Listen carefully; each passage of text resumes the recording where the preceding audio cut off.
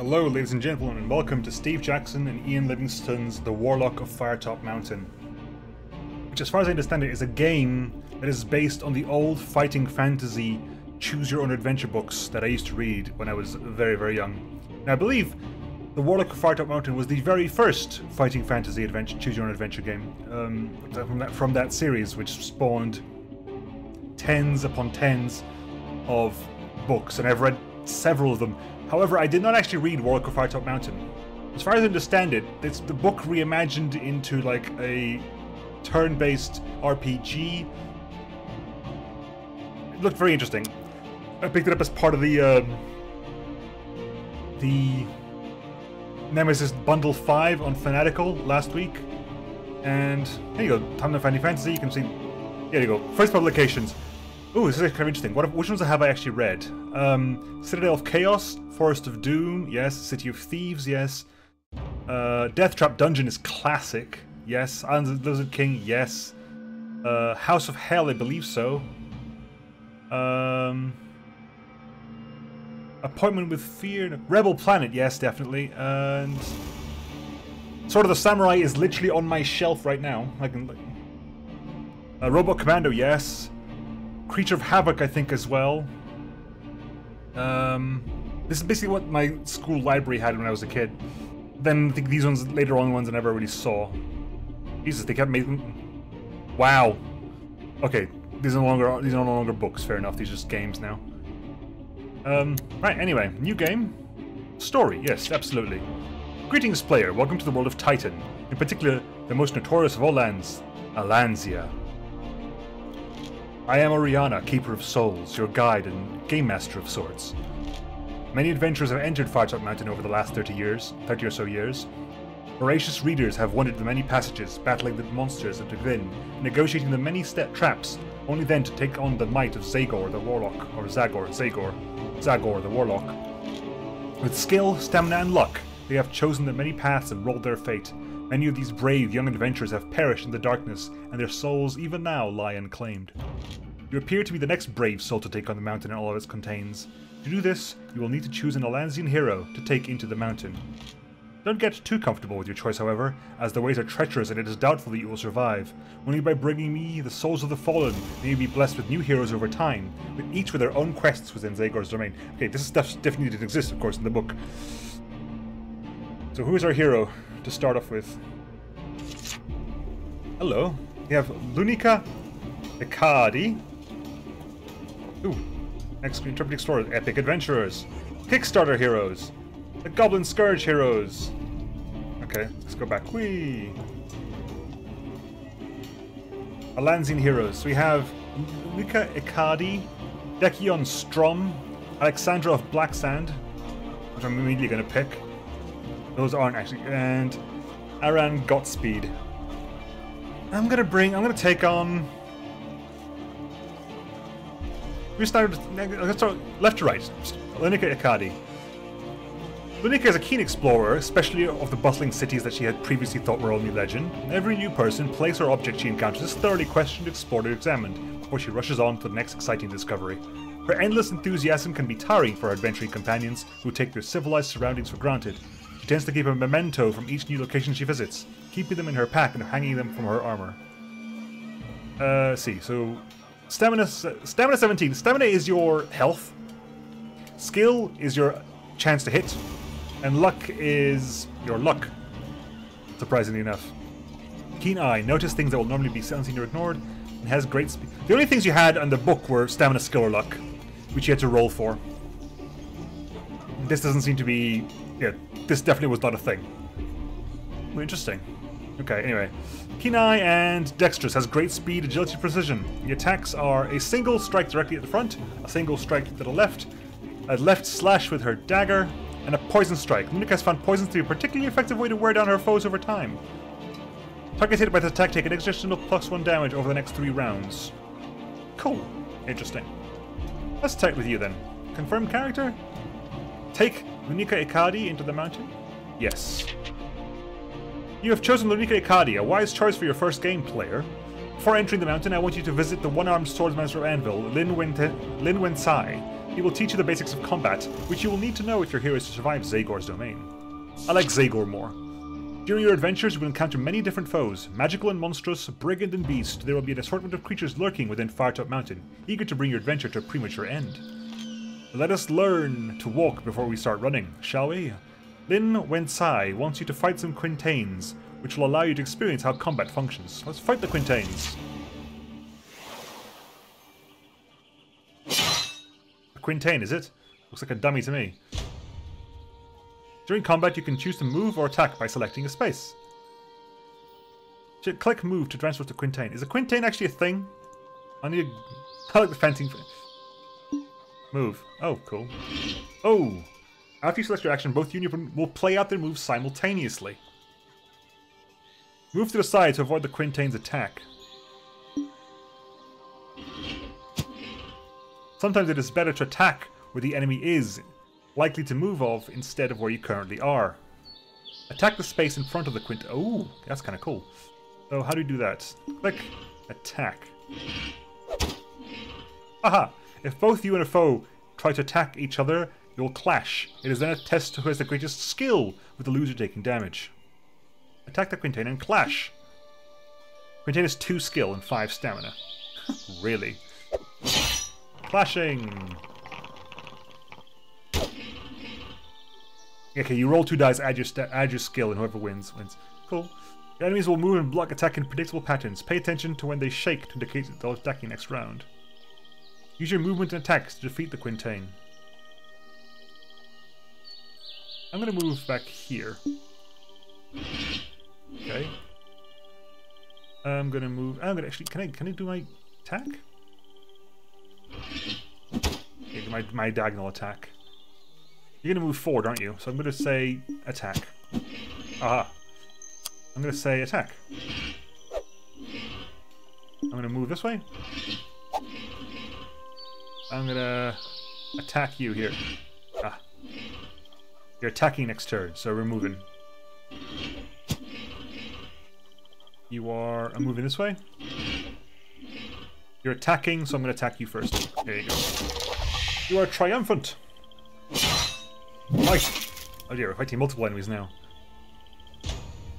In addition to basic attacks, your hero has special attacks they can unleash. These powerful attacks can take several turns to recharge, so use them sparingly. Defeat this pair of Quintains. Okay, you're attacking, I know you are, so I'm going to move. Left slash. Attack. Poison strike. Move. Okay, you're attacking. So, what we're going to do is we're actually going to do the... hang on, can you... Left slash? Yes, we're going to do this left slash, because I think this person is moving. Yes! Nice! You're attacking. I'm going to move over this way. You're moving in, aren't you? So we're going to poison strike at the front. Nice! Cool. 3 souls. But let us learn to walk... Victory! You lost no stamina and gained 3 souls. I have defeated the Quintains. Congratulations, you've passed the basic combat training. Just one more thing, player. While on your quest, keep an eye out for wooden benches like this one. Rest you here, weary traveller. Using them will allow you to restore your stamina. If you're not out of stamina, your adventure ends, so be sure to take a rest now and then. You also have some provisions which you may use at any time, but they tend to work best when you're resting on a bench, so keep that in mind. You'll receive 3 resurrection stones at the start of your quest. If your adventurer dies heroically, you can use 1 stone to bring them back to life. Be warned though that your hero will only appear at the last bench that you passed. You'll also lose any souls that you absorb between the seat and location of your death. This is where I leave you, player. It is time for you to begin your journey. Let's travel to Firetop Mountain.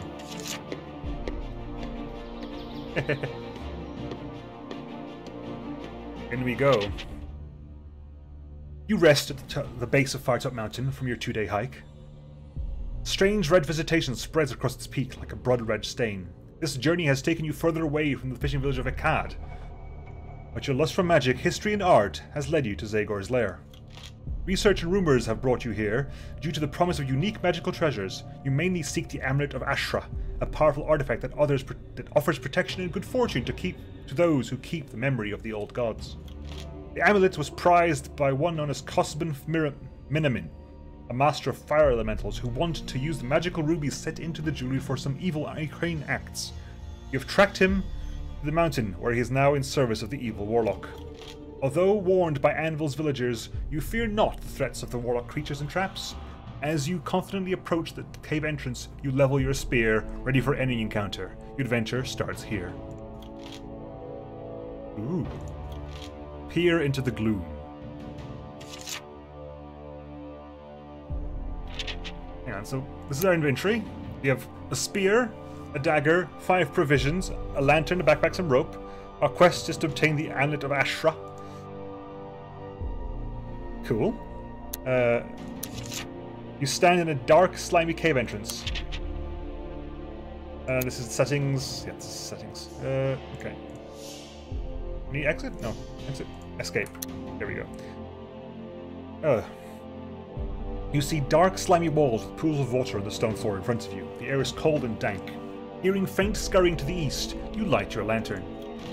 The dampness of this place reminds me of home. Still, I can almost smell the magic in the air. Old gods protect me as I search for my prized amulet. Step wearily into the blackness. You stand in a dark, slimy cave entrance. Oh yeah, you get to revisit this text. Approach the fork in the road.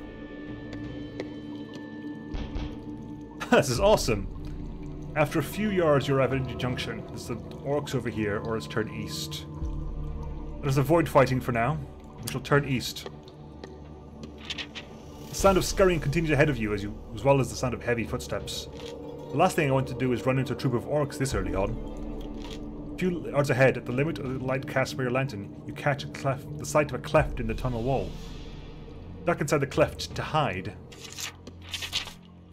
Shuttering your lantern, you wait with bated breath in the darkness. I should keep out of sight until I know what I'm up against.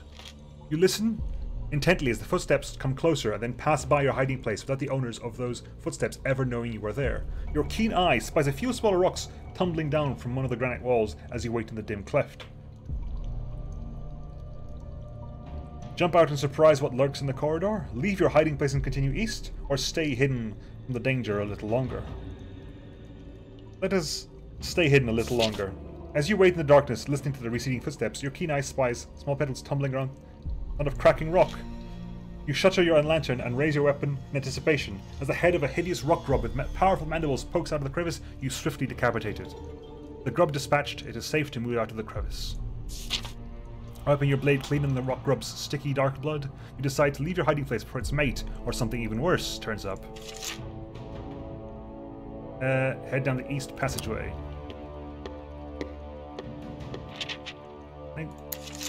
Okay. I was going to say it actually was a map, but maybe I need to find a map first. The passageway soon comes to an end at a solid wooden-looking door. Trying to open it, the door refuses to budge. You listen at the door, but hear nothing. The amulet I seek is unlikely to be in this part of Firetop Dungeon. Maybe I should leave this door.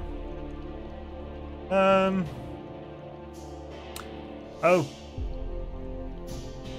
Huh. Look at the compass.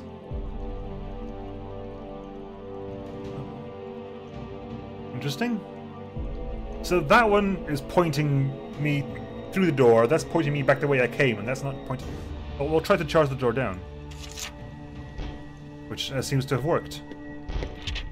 Did I just spoil it for me? I don't know. The door bursts open, and you fall headlong into the room. Your heart jumps as you realize you're not landing on the floor, but plunging down the side of some kind of pit. Thankfully, the pit is not particularly deep, and you land at a heap less than 2 meters down. Lose 1 stamina. Ow! I'm going to have to be more cautious if I'm to survive this mountain. You stand up gingerly. You glance around the vile pit. Enter the cave to the left. Try the cave to the right. I see some kind of monster there, so we're going to go to the cave to the left. You enter a small cave with slime dripping from the rough rock walls. A sickly sweet smell assaults your senses as you enter. It is the smell of rotting meat, the remains of rats, and even a half-eaten goblin lie in one corner. In another is a large joint of meat. It looks like whatever is using this place as a larder is saving this choice haunch of giant aardwolf for later. That poor goblin has been half devoured by a slime beast. I've seen those kinds of wounds before. You will take the giant aardwolf meat. Although you don't fancy eating it yourself, it might prove useful to you. Somehow, elsewhere. You pick it up and put it in your pack. You leave the cave and return to the central pit. Well, let's investigate the cave then. We're gonna get attacked, surely. The first thing that hits you as you approach the cave is the stench, an unpleasant melange of mushrooms and rotting meat. Whatever was nearby, you sense does not stray far from its home. I have a feeling the swamp beast lurks here. That smell is unmistakable. Survey the murky cave. As you peer deeper into the gloomy cave, you realize that in a pleasant melange of mushrooms and rotting meat can only mean one thing. This is the lair of a slime beast. The snarling, toad-like creature leaps at you with its taloned arms. However, your knowledge of this creature gives you the upper hand, and you thrust your spear into the beast's soft underbelly as it is exposed. It is mortally wounded and soon slumps to the floor, dead, with a final hideous burbling croak. You shall search its lair. The slime beast dead, you wipe the disgusting ichor that passes for their blood from your weapon and investigate the room. Apart from there's basically nothing here. Okay, cool. So you shall leave the pit altogether and go to the west. Whoa! Okay, walk straight on. A little way along this passageway, you come to what is clearly a sentry post. With a sleeping orc. As you approach the ocean, you can see an orc in leather armor asleep at his post. If all the orcs I meet are asleep, then their aim is as good as mine. There is no other way through the orc other than straight in front of him. You could try to sneak past, or perhaps the direct approach would be better. Try to tiptoe past. You tiptoe past the disturbing orc. Your dexterity allows you to pass easily. The passageway begins to widen until you enter a cave. However, blocking the exit of the cave are two of the ugliest creatures you have ever seen. They have the proportions of dogs, but their hide is rough and scaly. Each beast is chained to the cave wall, secured to their thick brass collars. Two orc hounds begin to snarl and strain at their chains. They cannot reach you, but their chains are long enough that should you approach, you will not be able to escape their slavering jaws. Not a big fan of dogs, orc hounds especially. You are going to have to deal with them quickly, one way or another, before they attract the attention of an orc patrol. Or maybe something even worse. Luckily, we have that meat we had back there. The orc hounds wait expectantly. What do you want to offer the animals? Throw them a joint of meat. Taking the giant aardwolf joint from your backpack, you toss it towards the orc hounds. The hungry animals pounce on it immediately. They wrestle over the meat for a moment until they manage to tear it in half with their powerful jaws. Taking their prizes away to opposite sides of the cave, they leave the way through clear. Not hesitating for a second, you take the opportunity to sneak past the orc hounds as they noisily devour the rancid meat. Nice. Leaving the cave as quickly as you can, you follow a new passageway as it turns north. However, there is a wooden bench where you may rest. Player, I would strongly advise sitting on the bench. If you do not, Lunica Ikadi will not be able to resurrect at this location if they perish. You shall sit on the bench and rest. Sit down on the bench and rest for a moment. Your aching muscles ease and your tiredness wanes. It is good to take a break on your adventure. +5 stamina. Nice. Well, we're maxed out, but still. Continue along the passage. To your left, on the west face of the passage, there is a rough-cut wooden door. You listen at the door and can hear a rasping sound, which may be some sort of creature snoring. Open the door. The door opens to reveal a small, smelly room. The center of the room is a rickety wooden table in which stands a lit candle. Underneath the table is a small wooden box. Asleep on a straw mattress, groaning in the far corner of the room, is a green-skinned orc. He's a stocky creature with an ugly, warty face. He must be the guard for the night watch. I wonder if that wooden box contains any interesting trinkets. Is it worth the risk to take a look? Let's try to steal the box without waking the orc.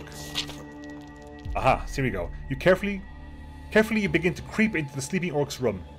I wonder if they do luck the same way they do in the books, because test your luck is you roll 2d6 and you have to roll under your luck score. If you succeed at the roll, but your luck is reduced by 1. Go on. But we succeed, but the luck is reduced by 1. There you go. Lucky, you need a score of 10 or under, you rolled a 7. So my luck is reduced by 1, but I get it. You take the box and creep out of the room. With a box in hand, you leave the room and open the box. You find 4 gold pieces and a small mouse, which must have been the creature's pet. Yay, 4 gold pieces. You release the mouse, which scurries off down the passageway. Okay, follow the passage up. The next door? We should try opening the door. Another bedroom starts. Stale smell in the air.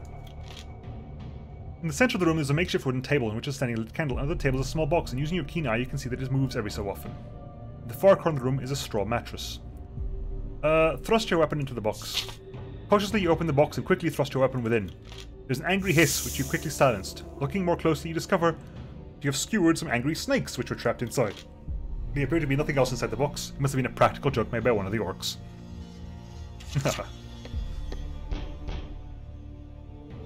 Ooh. So turning northward or continuing eastward? I'm going to continue eastward. Ooh, that looks... I see. You follow the slashes as it slopes downwards until you find yourself at the corner of a large chamber. The architecture suggests that this was originally made by dwarven hands, but it has clearly been repurposed by the orcs. It appears to have turned into some kind of training hall. Littered around the chamber are a number of wooden posts that bear the marks of axes and other weapons. A cacophonous din echoes around the hall as green-screen creatures in leather armor either strike the post with their swords or each other with wooden cudgels. You guess this is what passes for training session among Buddhist orcs. If I keep to the shadows at the edges of the hall, I might be able to enter unseen. At the eastern end of the chamber there are two doors. Halfway along the north wall there's another doorway, secured by an iron gate. Creep to the iron gate to the north, sneak to the doors to the east, burst into the room and take on all orcs with overwhelming odds, or go back the way you came and choose another path. Let's sneak to the doors to the east of the chamber. I've got dexterity, so that automatically succeeded that, I guess. Cool. Fortunately, you make it to the far side without any of the orcs noticing. One door has a dented shield nailed to it, while the other has a battered helmet hanging from it. I've forgotten how easy it was to evade orcs.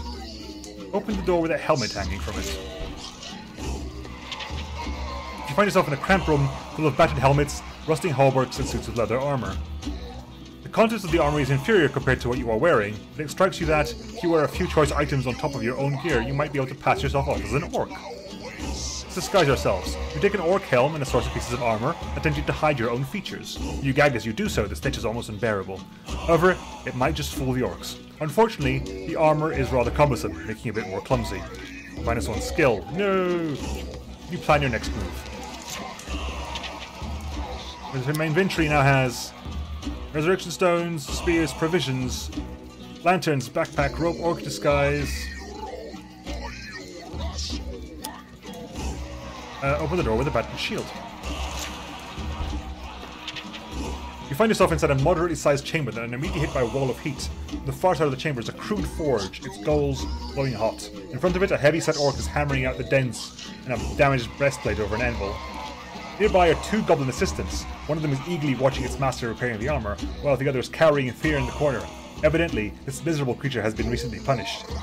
While orcish armor is rough and ready, I've always admired how they can turn any old scrap of metal into a functional piece that actually defends them. Hearing you enter, the orc armor looks up, an angry expression on his face. Sadly, I don't think this orc is going to be interested in discussion about how he puts together studded leather. Face the armorer. What do you want? The armorer grunts. Get out of here, I'm busy. Let's have some combat before the end of the episode. Attack the armor while his guard is down. Surprise! Giving an angry bellow, the orc armor charges you, his scorched leather apron flapping about him, his heavy hammer raised to deal you a fatal blow. The goblins shriek with glee as they rush over, no doubt to curry favour with their master. Fight time! Okay, let's give this a go, shall we? So goblin, goblin, goblin. Okay, this is attacking, you're attacking. So I'm actually going to hit I'm going to do my left slash. Actually, I'm going to do this. I don't know what I'm going to do, actually. I think they shake, but he didn't shake. So I'm going to go for the left slash. No. Massive attacks. You're attacking over there now, so I'm going to move over this way. You got 5 skill, I've got 8 skill. I'm going to hit you with a poison. I'm going to go for an attack. Ah. They're moving, they're both attacking.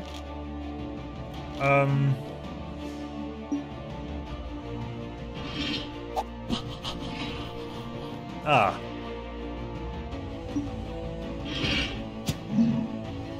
So they're not attacking. Interesting. He is, but they're not. So I'm gonna let's attack you then.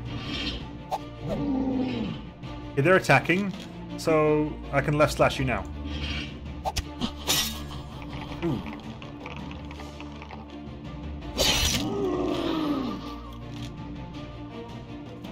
Okay, okay, okay, okay.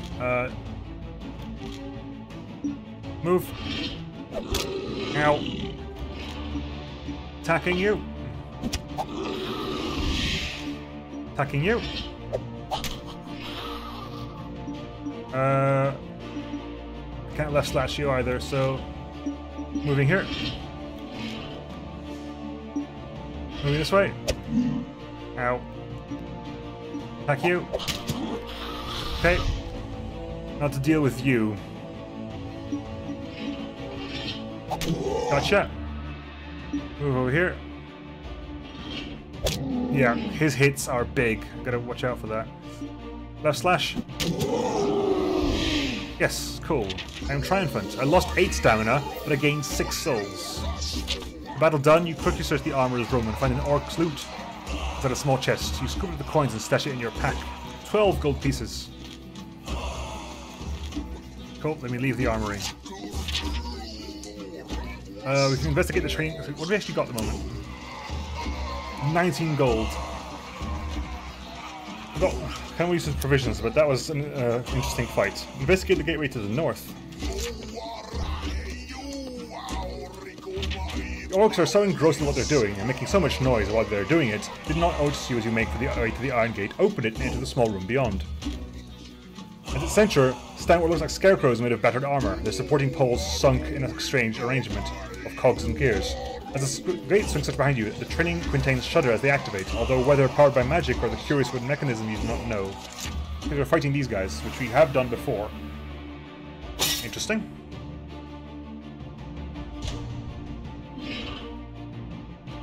Okay, they're moving, so it's left slash. Okay, you're attacking, so I'm going to move over here. Ah, you... Interesting. You're moving, aren't you? Yes, you are. So we're going to move this way.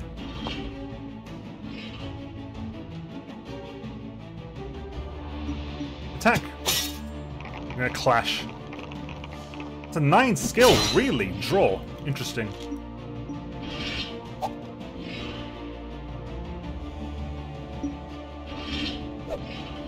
Okay, you're attacking there, so we're just going to attack here, straight up. Oh my god, my dice rolls are horrible.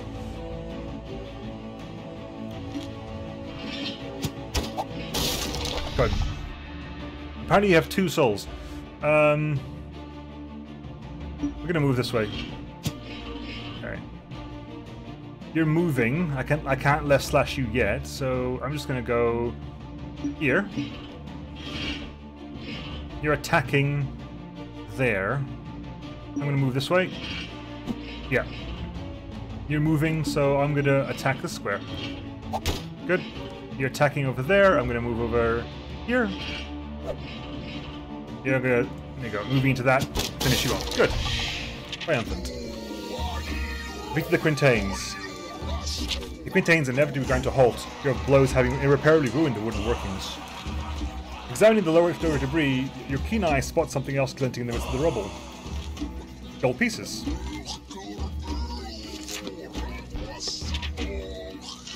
Okay, let's continue onwards then.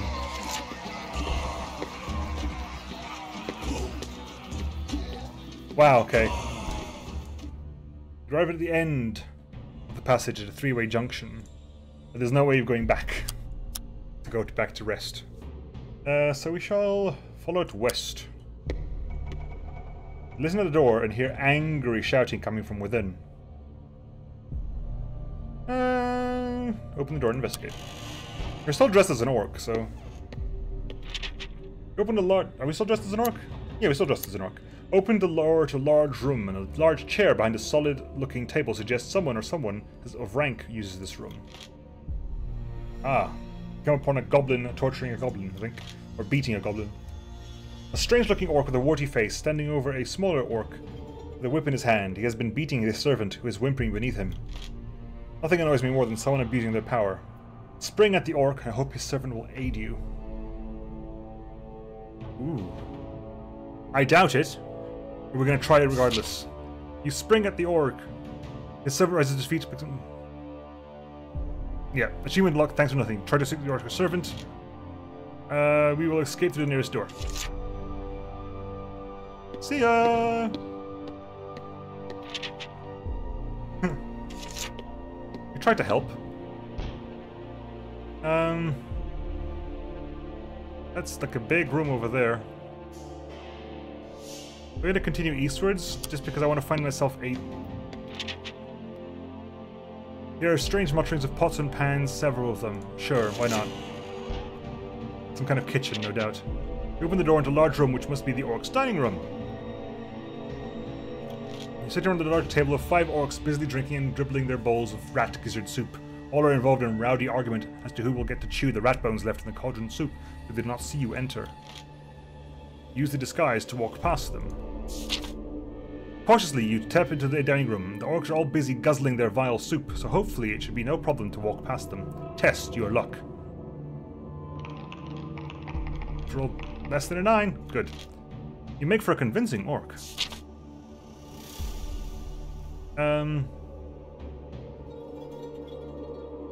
Let us go south.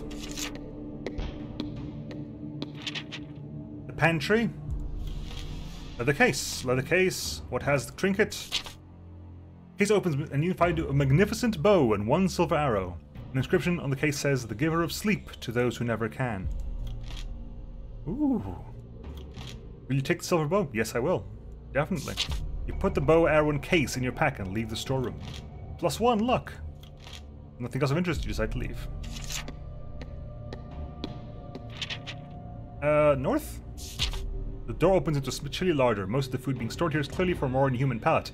However, you do find enough pieces of mold-free fruit and not too stale bread, to make up 2 meals worth of provisions. Taking a second look at the larder, your keen eye spots a hidden stash of delicious nuts and berries.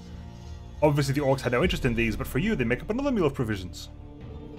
Good. And the east door. The door opens easily. You enter a humid chamber. The air is thick with smells of unpleasant things being boiled in the large cauldron that hangs over a fire in the center of the room. In the opposite side of the bubbling cauldron stands an obese orc cook. It is stirring what appear to be intestines into the seething broth and does not appear to have spotted you yet. Through all the steam, a goblin is holding jars of spices, eagerly hoping to assist its master in some way. Leave before you are seen. Cool. Let's go back. And go north. The passageway leads into the square dungeon chamber. There are 2 doors in the eastern wall. I'm going to eat some provisions. I've got 10 provisions. Yeah, I'm going to eat some provisions. 2. There we go. The first door to the right is well used, and putting your ear to the keyhole, you listen and hear a man screaming for help from the inside. Before deciding what to do, you listen to the other doors as well. Underneath the panicked cries from someone behind the second door to the right, there's an unmistakable slurping sound of a sleep beast. You remember hearing that noise deep in the Kalong Marsh. Hello? Hello? Not funny. Open door. The first door to the left is made of solid metal. Listening to the door, you hear a sound of tortured screams coming from within. Putting your ear to the second door to the left, you hear nothing. I do not think what the slime beast is doing to that prisoner. Maybe I should check that out first. Oh Christ, I'm not gonna remember which is which. Slime beast is... second door to the right.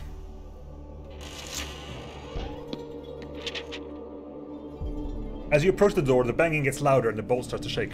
Come on, Gurk, let up. Waken up. Sliding back the rusty bolt and opening the door, you come face to face with a panicked goblin with a horrific creature closing in behind it. As you suspected, you come face to face with the toad-like features of a slime beast. The creature gives a hideous shriek, revealing its mouth full of long, spiked teeth, and leaps at you to attack. Slime beast, save me! Squeaks the panicked goblin. Your reflexes are quicker, thanks to your marshland experience. You spear the slime beast in midair, and it falls to the ground with a crash and a hideous croak. With no more threats in the cell, you take your spear and clean it. You poke the cowering goblin gently with your spear. Thanks, help it, rasps relieved. I find Gnurk, punish him. Why have slime beast?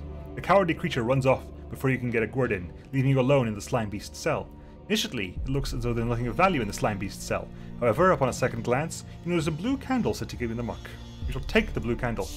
Although it is an odd place for a candle, you decide to take it with you. It may come in handy in one of the darker areas of the mountain. You put it in your backpack. Screaming man. You unbolt the door and swing it open. A nauseating stench hits your nostrils. Inside the room is covered with bones, rotting vegetation and slime. A wild-haired man in clothed in rags rushes at you, screaming. Oh my god, this I remember this picture. Have I read this book before? I can't remember, but this picture is iconic. I think.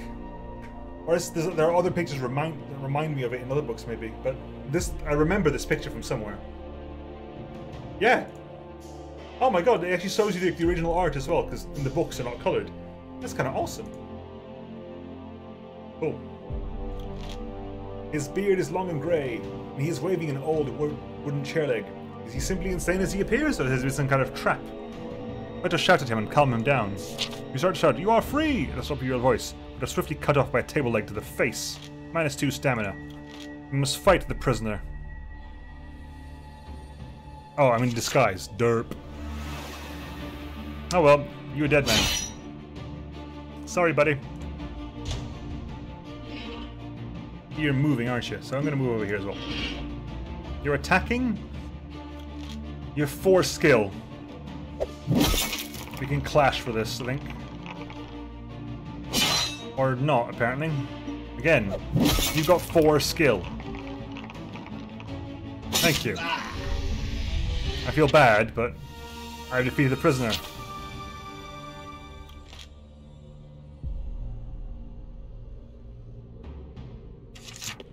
Okay, so in the future, don't have the disguise. Tortured screams. The door is not locked and opens. This room is in front of you. Seems to be a small torture chamber with various torture devices around the walls. In the center of the room, 2 small hunchbacked goblins are having their fiendish way with a dwarf who is tied to a hook in the ceiling by his wrists. The 2 hunchbacks are poking and cutting him viciously with their swords. The dwarf lets out a final scream and falls silent, eyes closed. His captors make disappointed noises and look around angrily at you, as if it were your fault the dwarf has collapsed. You must act quickly. Draw your weapon and fight the creatures. Fight the goblins. I wonder if you'd actually been quicker at this. Would the dwarf still be alive? Interesting. They're both attacking, so I can't not move, so let's do that. There you go. Let's move back this way.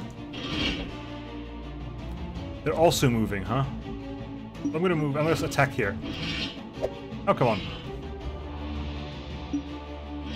Snack, snack.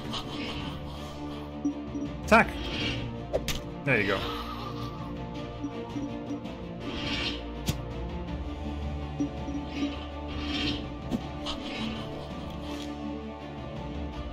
I'm gonna say he's gonna attack here. So I am going to move here. And I'm gonna attack you. You're attacking me, I'm gonna move over here. I'm gonna left slash because I get you regardless. And you're moving back this way, right? Attacking this way. Aha, you moved away. You're attacking that square over there, I'm gonna move over here.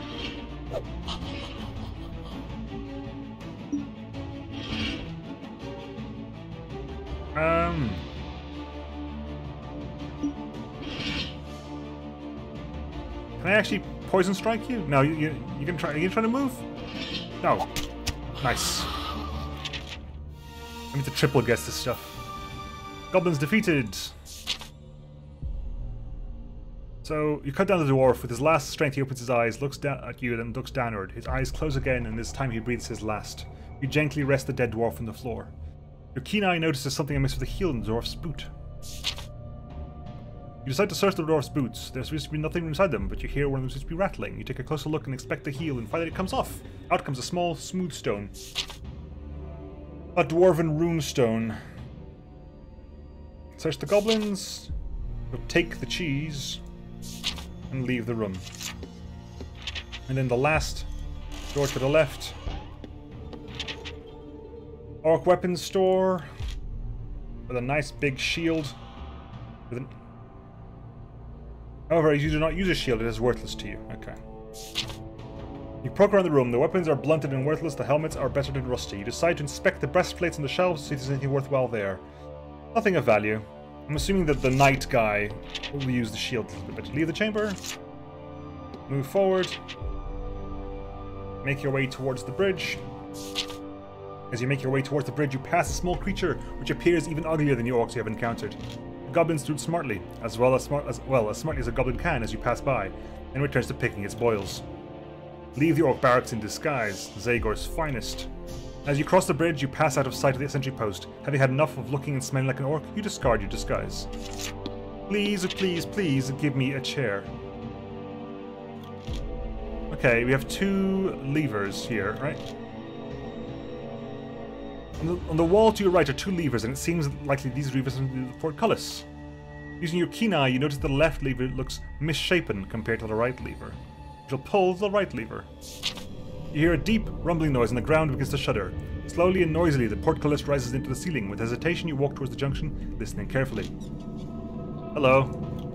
Suddenly, a terrified young man runs into you. His white, rune-embroidered robes are torn and smudged with dirt. He looks at you with panic in his wide eyes. I yield! Education is not worth this much danger, no matter how great the reward. You calm the young student down, and he begins to relax. My name is Ian the White, he says. I am a humble acolyte seeking entry into the School of Sorcery. You learn that he has gained entry, but was deemed unworthy by the Elemental Masters. This acolyte may know Cosben Minimin. I must make most of his opportunity. We shall ask about Cosben Minimin. You ask the acolyte if they know Cosben Minimin. He seems to relax at the mention of his name. Yes, I know that old fool. He's currently experimenting with fire gems, trying to extract their power. I hear the Masters have been happy with him for some reason. You ask him about the Amulet of Ashra, but he has not heard of the artifact that you are looking for. He does say that to find Cosben, you need to keep heading west until the passage narrows, then north to the Hungry Doors, which is the entrance to the school. He then mentions that once in the school, head east of the junction and look for a door with a flame on it.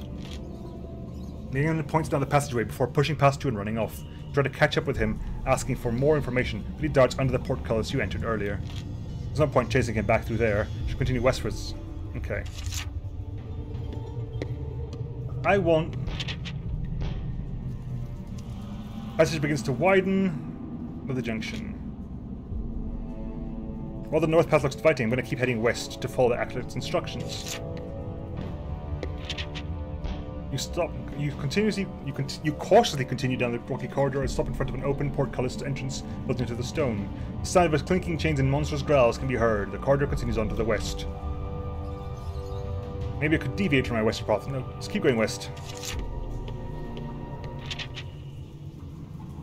You cautiously make your way down some steps. The air here seems different somehow. I sense strong magic ahead. Cosben Minimin and the Amulet of Ashra must be in the passages ahead. Continue onwards. You reach a junction where the path turns north through an archway held up by 2 pillars. The narrow passage also runs off to the west. Let's continue northwards then. The Hungry Doors. Simple sign reads, "Speak the magic words." As soon as you approach, they startle a nearby lizard that darts off towards the doors. They spring to life as though controlled by magic. They lift and drop dangerously as the lizard tries to zip through them. The doors fall and crush in flight. I'm going to have to be more careful than that lizard. Let's just try a magic word. Let's hold up the bull amulet to the Hungry Doors. And speak the magic words. We shall say the magic words. We shall speak the magic words. So we say the words, the magic words. Great. The Hungry Doors stop moving. You walk through the corridor. However, as you approach, they become crashing down on top of you. You leap out of the way and they graze you as you make it through. -4 stamina. Rest here, ye weary traveller. Let us rest on a bench and consume some provisions. +10 stamina. And what I'm going to do is I'm going to call it there for now, folks. If you want me to continue this adventure and maybe do some more, please let me know. But this is the Warlock of Firetop Mountain, which is actually great fun for me. I'm enjoying it, but I need to have a drink here while I'm doing this because otherwise my voice is going to go nuts. Anyway, I'll catch you guys next time, folks. See you then. Bye.